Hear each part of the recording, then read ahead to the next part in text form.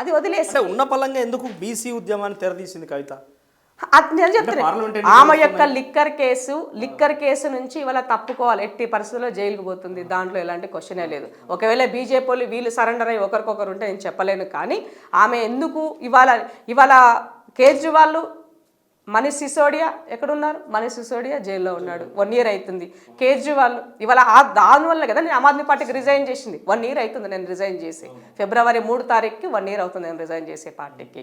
అంటే మీ యొక్క తప్పులను ఎత్తి చూపేటువంటి ప్రయత్నంలో తెలంగాణ రాష్ట్రం యొక్క హక్కులు కాపాడే పనిలో ఇందిరా శోభన్ పనిచేస్తుంది. కానీ మీరు మీ హక్కుల కోసం, మీ అస్తిత్వం కోసం మీరు పనిచేస్తున్నారు. ఇవాళ ఈ రాష్ట్రంలో ఉన్నటువంటి ప్రజల యొక్క ఆశల పట్ల నీళ్లు జల్లి ఆగం చేసి అగమ్యంగా ఇవాళ అసలు ఎటు వెళ్ళాలో అర్థం కాని పరిస్థితుల్లో ఈ రాష్ట్రాన్ని నిలబెట్టున్నారు. ఇవాళ వీళ్ళు వచ్చిన ప్రభుత్వం ఎటువైపు నుంచి ఎట్లా మొదలు పెట్టాలో అర్థం కానటువంటి పరిస్థితి ఇవాళ. సో గతంలో అదే పార్టీకి సంబంధించి తెలంగాణ ఉద్యమకారుడు కేశవరావు కూడా బీసీలకు న్యాయం చేసింది కేవలం బీఆర్ఎస్ పార్టీ ఒకటే అని చెప్పింది. ఎందుకు మాట్లాడాల్సి వచ్చింది? ఏం న్యాయం చేసింది? ఆయనకు ఒక ఉద్యోగం వచ్చింది, ఆయన బిడ్డకు ఒక ఉద్యోగం వచ్చింది, ఆయన కొడుకు కూడా ఒక ఉద్యోగం వచ్చింది ఆ ప్రభుత్వంలో. కాబట్టి బీసీలకు న్యాయం చేసిందని చెప్తున్నారు బీఆర్ఎస్ పార్టీ. మరి వాళ్ళకు రాకపోతే చెప్పకపోరు, ఆ స్టేట్మెంట్ ఇవ్వకపోయినా. ఎన్నడన్నా ఒకనాడు బీసీలకు సంబంధించి ఆయన ఒక స్టేట్మెంట్ ఇచ్చిందా? సో వాళ్ళ యొక్క అస్తిత్వం కాపాడుకోవడం కోసమే వాళ్ళు అక్కడో ఇక్కడో మాట్లాడే వాళ్ళు కూడా వాళ్ళ కొలువుల కోసమే పనిచేశారు తప్ప ఎక్కడా చిత్తశుద్ధిగా తెలంగాణ రాష్ట్రంలో బీసీల కోసం పని చేయలేదు. ఇవాళ బీసీ జనగణన కాంగ్రెస్ పార్టీ చేస్తుంది, కాంగ్రెస్ ప్రభుత్వం చేస్తుందని వాళ్ళు పెట్టినారు, దానిపైన కూడా సెటర్లు వేస్తున్నారు. నువ్వు సమగ్ర కుటుంబ సర్వే చేసినావు కదా, 48 కోట్లు పెట్టి సమగ్ర కుటుంబ సర్వే చేసినావు. దుబాయ్లో ఉన్నాడు, బొంబాయిలో ఉన్నాడు, ఏడున్నాడైనా సరే వచ్చి మీరు రిజిస్టర్ చేసుకోండి అని చెప్పినారు ఆగ మేఘాల మీద. మరి ఏం చేశారు? ఆ రిపోర్ట్ ఎక్కడ పెట్టినారు? దాంట్లో మా లెక్కలు ఉన్నాయి కదా, మా బీసీలకు ఏముందనేది మొత్తం లెక్కలు ఉన్నాయి కదా. మరి దాని ప్రకారంగా ఎందుకు ఇవ్వాలి? మన బీసీలకు టికెట్లు మీరు ఎన్ని టికెట్లు ఇచ్చినారు? మీరు బీసీలకి చట్టసభల్లో ఉంచాల్సిన, ఇప్పుడు ఒక రాజ్యసభ ఉన్నది నీ కోటాలో, ఒక బీసీని పంపు. సొంత నియోజకవర్గం నిజామాబాద్ నుంచి పోటీ చేయకుండా ఒక బీసీలో పెట్టమని చెప్పాలి. ఇప్పుడు కవిత ఆమె ఇంత పోరాటం చేస్తుంది కదా, ఇప్పుడు రాబోయేటువంటి దాంట్లో నీ అన్న సంతోష్ రావు ఈ రాజ్యసభకు నాకు పంపిస్తా బాగాని పావులు కదుపుతున్నాడు. నీ అన్నను కాకుండా ఓ బీసీ బిడ్డను ఉద్యమంలో పనిచేసిన పంపండి. మీరు ఆ దమ్ముందా మీకు? అది లేదు. పవర్ మనమే అనుభవించాలి. ఏడో ప్రతిపక్షంలో ఉన్న మన ముఖమే కనబడాలి, పాలక పక్షంలో ఉన్న మన ముఖమే కనబడాలి. ఇది మీకున్నటువంటి చిత్తశుద్ధి. చిత్తశుద్ధి లేనటువంటి మాటలు. ఈమె ఎన్నడన్నా తెలంగాణ రాష్ట్రం 9.5 సంవత్సరాల కాలంలో ఎంతోమంది ఆడబిడ్డలు అశువులు బాసినారు, ఎంతోమంది పైన అత్యాచారాలు జరిగినాయి, ఎంతోమంది పట్ల ఆగమైన బిడ్డలు ఉన్నారు. అలాంటి వాళ్ళ పట్ల ఏమైనా స్పందించిందా? ఒక్కనాడన పోయి మాట్లాడిందా? పోనీ ఒక మహిళా కమిషన్ కన్నా దీనిపైన మీరు ఎంక్వైరీ చేయాలని గట్టిగా నువ్వు చెప్పున్నావా? వాళ్ళకి చెప్పలేదే. ఒక దిశ సంఘటన అయ్యుండొచ్చు, ఎన్నో ఇన్సిడెంట్స్ మాలాంటి వాళ్ళం మేము పోరాటం చేసినాం. ఒక మహిళా కమిషన్ లేకపోతే మేము పోరాటం చేసినాం. మరి నీ గవర్నమెంట్లో ఉండే ఒక మహిళా కమిషన్ లేకపోతే ఎందుకు మాట్లాడలేవు నువ్వు ఆ రోజు? ఇవాళ నిన్న ఒక ఆడబిడ్డలు 2 పిల్లల పైన జరిగినటువంటి ఇన్సిడెంట్కి నిన్న పోయి ముసలి కన్నీరు కారుస్తుంది ఆమె. నమ్ముతారా ప్రజలు మిమ్మల్ని? మేము పోయినందుకు వెంటనే స్పందించి ప్రభుత్వం ఒక కమిటీ వేసింది అని దాన్ని ఆమె యొక్క ప్రయత్నం చేస్తుంది. ఏదో ఒకటి జరగబోతున్న ఒక అంశానికి సంబంధించి ముందస్తుగానే అంటే ఆమె ఏది చేసినా చెల్లుబాటు అవుతుంది అనుకుంటే తప్పు. ఒక మహిళా నాయకురాలుగా నువ్వు ఎదగాలనుకున్నప్పుడు, ఈ రాష్ట్రంలో నీ యొక్క ఉనికిని కాపాడుకోవాలనుకున్నప్పుడు ఎప్పుడైనా ఒకే రకంగా స్పందించాల్సిన అవసరం. సో పూలే విగ్రహం కోసం ప్రత్యేకంగా ఏర్పాటు చేసి చాలామంది కూడా మొన్న ఎక్కడ గద్దర్ విగ్రహావిష్కరణ కూడా కంచాలే మాట్లాడాడు, నాకు కూడా ఫోన్ చేసింది, నేను కూడా తప్పుడు నెంబర్ ఫోన్ చేసి, అంటే ఇట్లా చాలామంది క్రోడీకరించే ప్రయత్నం చేస్తోంది. ఏంది ఉన్న పలంగా ఈ ఉద్యమాలకు తెరదీయడం అని అంటే ముఖ్యంగా పూలే విగ్రహం ఏర్పాటు కోసం తీవ్రంగా పోరాటం చేస్తా, నాకు మద్దతుగా ఉండాలి, దీక్షలు చేపడతాను కూడా చెప్తుంటే ఏంది దాని వెనుకున్న రహస్యం ఏమై ఉంటుంది? ఆమె రాజకీయ ఉనికి కోసం మాత్రమే ఉద్యమం మొదలుపెట్టింది. బీసీల ఉద్యమం ఎందుకు చేపడుతుంది? ఉన్నది అది ఒకటే వాక్యము. ఆ వాక్యం ఉన్నది ఈ రాష్ట్రంలో, వేరే వాటికి ఏ దానికి స్కోప్ లేదు. కాబట్టి బీసీల ఉద్యమాన్ని ఓన్ చేసుకునే ప్రయత్నం ఆమె చేస్తుంది. ఉన్న బీసీలను ఓసీ చేసింది, ఓసీ కాస్త బీసీ అయింది. ఇది మనం అర్థం చేసుకుంటే సరిపోతుంది ఒక్క లైన్లో చెప్పాలంటే. కాబట్టి బీసీలు మీ యొక్క ఏమంటారు ఆత్మస్థైర్యం కోల్పోకండి. ఈ రాష్ట్రంలో, దేశంలో ఎప్పటికైనా కూడా బడుగు బలహీన వర్గాలకి ఈ స్పేస్ అన్నది ఉన్నది. అది మనకు పోరాటం ద్వారానే సాధ్యమవుతుంది.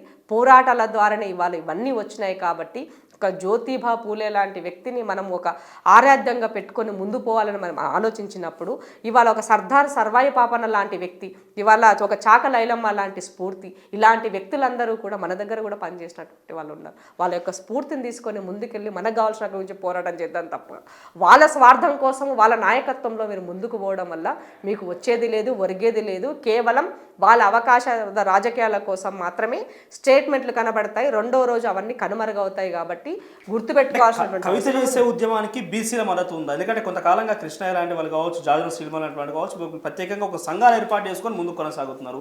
మీలాంటి వాళ్ళు అనేక మంది పార్టీలో ఉన్నప్పటికీ కూడా బీసీల ఉద్యమం కోసం పోరాడుతూ ఉన్నారు. సో ఎలాంటి వాళ్ళ మద్దతు ఉన్నది అనుకుంటున్నారు ఆమె? ఇప్పుడు ఆమెకి ఎలాంటి మద్దతు లేదు. మీరు చూసారు కదా ఆమెతో ఎవరు ఉన్నారు, ఆమె రౌండ్ టేబుల్ పెడితే న్యూట్రల్గా ఉన్నటువంటి వ్యక్తులు ఎవరు వెళ్ళారు కనబడుతుంది. ఎవరైనా ఉన్నారా? కేవలం టీఆర్ఎస్కి సంబంధించినటువంటి వాళ్ళు, ఆ శాఖలో ఉన్నటువంటి వాళ్ళకు కూడా ఇవాళ ఏం చేయాలో అర్థం కాని పరిస్థితి కాబట్టి ఆటోమేటిక్గా ఆ లైన్లో వెళ్తున్నారు తప్ప వేరే వాళ్ళు ఎవరూ లేనిది గమనించాల్సినటువంటి విషయం.